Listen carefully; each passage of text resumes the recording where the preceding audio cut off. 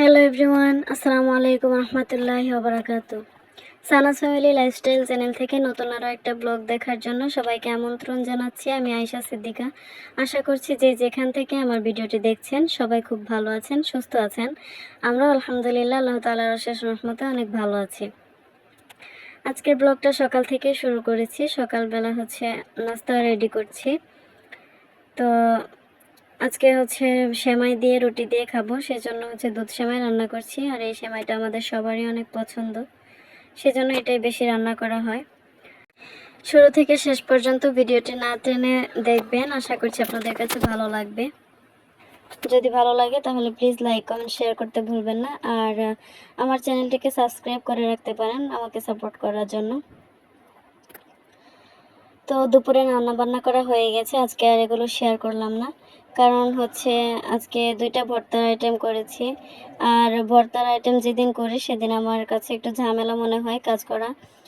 ভর্তা করাটা একটু ঝামেলার কাজ, তো সেজন্য আর কি ভিডিও করতে গেলে অনেকটা টাইম লেগে যাবে, তাই আর ভিডিও করিনি।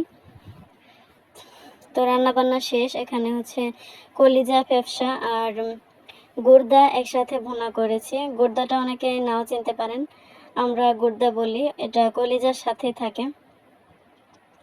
তো যাই হোক, এগুলো একসাথে ভুনা করে নিয়েছি। এখন খাওয়ার জন্য সব রেডি করে নিচ্ছি।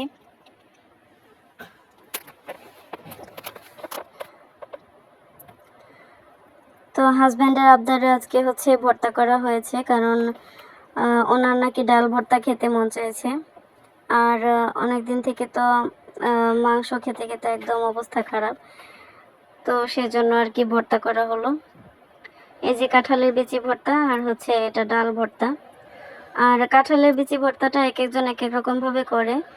আর মরিচটা দেখতে পাচ্ছেন 2টাতেই কম দেওয়া হয়েছে, কারণ আমার হাজব্যান্ড একদমই বেশি ঝাল খেতে পারেন না, সেজন্য। তো কাঁঠালের বিচিটা সিদ্ধ করে পাটায় বেটে ভর্তা করেছি। আর আমার হাজব্যান্ডের নাকি এটাই পছন্দ, তবে আমার কাছে কাঁঠালের বিচি ভেজে, মানে খোসা সহ ভেজে তারপর খোসা ছাড়িয়ে তারপর পাটায় বেটে ভর্তা করলে ওটা মজা লাগে বেশি। আর এই বিচি ভেজে যে ভর্তা করা, এটা আমি আমার বড় বোনের হাতে খেয়েছি আর কি। আপু বিচি ভেজে খুব সুন্দর করে মজা করে ভর্তা বানায়। তো আজকে সন্ধ্যার পর আমি আটা দিয়ে একটা কেক বানাবো। আজকে আপনাদের সাথে আটা দিয়ে কেকের রেসিপি শেয়ার করব। কেক সাধারণত ময়দা দিয়ে বানানো হয়, তো আটা দিয়ে বানালেও খারাপ হয় না, ঠিকঠাকই হয়। আমি যে কয়বার বানিয়েছি আমি আটা দিয়ে বানিয়েছি, কারণ আটাটা আমার ঘরে সবসময়ই থাকে, যেহেতু রুটি পরোটা খাওয়া হয় সেজন্য। আর এই কেকের জন্য আর আমি আলাদাভাবে ময়দা কিনি না। তো সেজন্য আমি 3টা ডিম ভেঙে নিয়েছি, আর 1 কাপ চিনি দিয়েছি, আর সামান্য একটু লবণ দিয়ে আগে চিনিটা গলিয়ে নিচ্ছি। ডিম আর চিনির সাথে যদি আগেই তেল দেওয়া হয় তাহলে আমার মনে হয় চিনিটা গলতে একটু সময় লাগে আর হাত ব্যথা হয়ে যায়, সেজন্য আমি তেলটা একটু পরে দিলাম। 1 কাপ পরিমাণ তেল দিয়ে তারপর আবারও মিক্স করে নিচ্ছি। তো ভালোভাবে মেশানো হয়ে গেলে এখানে আমি আটা 1 কাপ, 1 কাপ না 1.5 কাপ আটা, আর বেকিং পাউডার আর গুঁড়া দুধ দিয়েছি। তো এগুলো চেলে রেখেছিলাম, এখন অল্প অল্প করে দিচ্ছি আর মিক্স করে নিচ্ছি। কেকের ব্যাটারটা যদি পারফেক্ট না হয় তাহলে কিন্তু কেক ভালো হয় না, সেজন্য অল্প অল্প করে দিয়ে মেশাচ্ছিলাম। তো এই তো ব্যাটারটা এখন রেডি হয়ে গেছে। এখন যে পাত্রে বানাবো সেটাতে ঢেলে নিব। প্রথমে আমি এই পাত্রটাতে অয়েল ব্রাশ করে নিয়েছি। তো এখন ব্যাটারটা ঢেলে দিলাম। আর এখন একটা বড় হাঁড়িতে আমি হাই হিটে 10 মিনিট এটা গরম করে নিয়েছিলাম। তারপর কেকের বাটিটা বসিয়ে বেক করে নিয়েছি। অনেকটা টাইম লেগে গেছে, প্রায় 2 ঘন্টার মতো লেগেছে, জানি না কেন এত সময় লাগলো। তো এখন চেক করে নিচ্ছি, একদম ছুরিটা ক্লিন বের হয়েছে, তার মানে হয়ে গেছে। আর এই যে জায়গাটা দেখতে পাচ্ছেন, এখানে দেখে মনে হচ্ছে কাঁচা রয়ে গেছে, কিন্তু কাঁচা নেই। এখানে একটু ছুরিটা ঢুকিয়ে দেখলাম যে ঠিক আছে, হয়ে গেছে।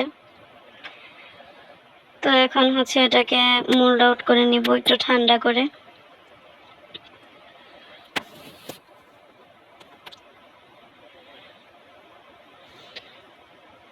এই তো কেকটা কাটার সময় একটু সাইড থেকে ভেঙে গিয়েছিল। যেহেতু খুব বেশি ঠান্ডা করিনি, আমি হালকা একটু গরম থাকতেই নামিয়ে নিয়েছিলাম, মোল্ড আউট করেছিলাম। তো তবে ভালো হয়েছিল।